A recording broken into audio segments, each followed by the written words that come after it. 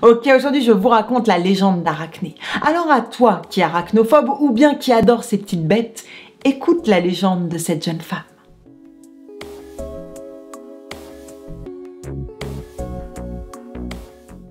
Née en Lydie, ancien pays d'Asie mineure, Arachné aime tisser depuis sa plus tendre enfance. En grandissant, elle excelle dans cet art, si bien que rois, mais aussi nymphes venus du monde entier se bousculent pour la voir à l'ouvrage. Ses doigts affilants en hypnotisaient plus d'un. Certains allaient même jusqu'à dire qu'elle était l'élève de Pallas, c'est-à-dire Athéna.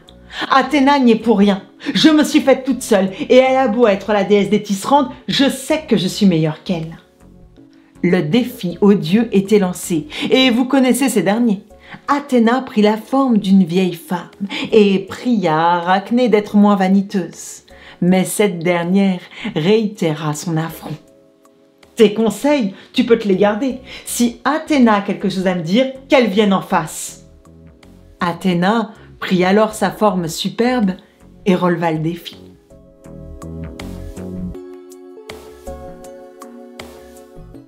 Athéna entreprit de représenter la discorde autour de la ville de Cécropia. Tous les dieux étaient représentés. Mais ce qui valait le coup d'œil, c'était Zeus, avec les quelques fils d'or qu'elle mêla au visage afin de lui donner de la puissance. Et de chaque côté, Athéna et Poséidon se faisaient face. Elle se représenta avec ses attributs, c'est-à-dire son casque et sa lance. En y mêlant quelques fils d'argent, on avait l'impression qu'elle avait tissé avec du métal pur.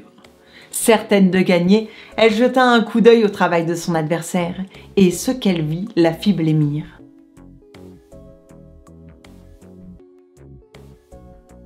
Les doigts d'Arachné semblaient danser sur sa toile. Les déboires des dieux en étaient le sujet. Zeus enlevant Europe, ou encore se transformant en pluie d'or pour tromper Danaï. Poséidon y figurait en taureau, le jour où il tomba fou de la fille d'Éole. Il n'y avait rien à redire de son travail, mis à part qu'il était parfait et qu'il valait, si ce n'est plus, le travail de la déesse.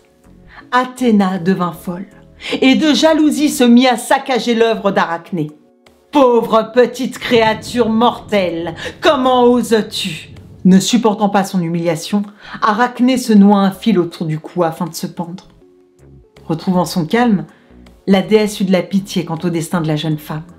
Retrouve la vie, mais sois toujours suspendu et fais ce que tu sais faire de mieux. Arachné se mit à rapetisser et des poils lui couvrirent tout le corps. 8 pattes poussèrent et depuis ce jour, Arachné tisse sans relâche. J'espère que cette vidéo vous aura plu. N'oubliez pas de vous abonner et on se dit à très bientôt.